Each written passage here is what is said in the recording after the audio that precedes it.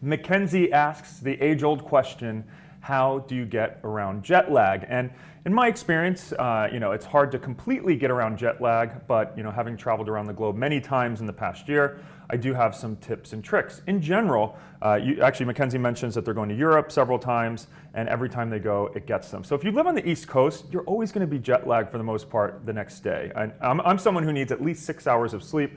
It's really hard to get that considering by the time you take off, and if you eat the meal on the plane, especially on carriers like Lufthansa, where meal service doesn't end till 2.5 hours after takeoff. So I would recommend eating healthy on the ground and getting to sleep as soon as possible.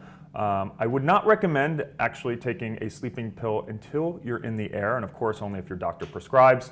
Over-the-counter melatonin works for a lot of different people, but speak to your doctor and always try out any sleeping medication at home so you know how it affects you. We always hear those stories about people urinating in the alley, sleepwalking. You don't want to have a funny reaction to a medication on a plane. But my number one tip is sleep as much as possible. Your body, traveling is exhausting on the body.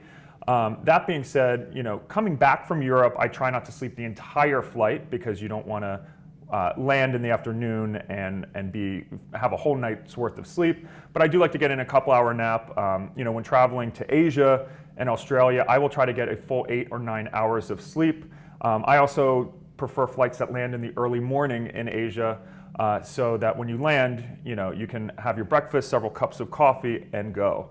Speaking of beverages though, hydration is key. I always like to drink a lot of water. I know this is one of the reasons why I hate Singapore Airlines, is because they give a choice of Dom and Krug, and it really goes against my own tips that I'm giving you here.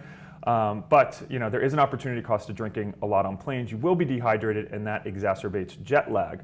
So in general, I would try to adjust your clock as soon as you go, understand what time you're going to be landing, and when you're going to Europe, you can't give in and go to sleep right away. Try to truck through. I always try to make it to like 3 or 4. I take a 60 to 90 minute power nap, go out to dinner, and then hopefully get on a regular schedule from there. But of course, everyone has their own techniques, and feel free to share yours in the comments below.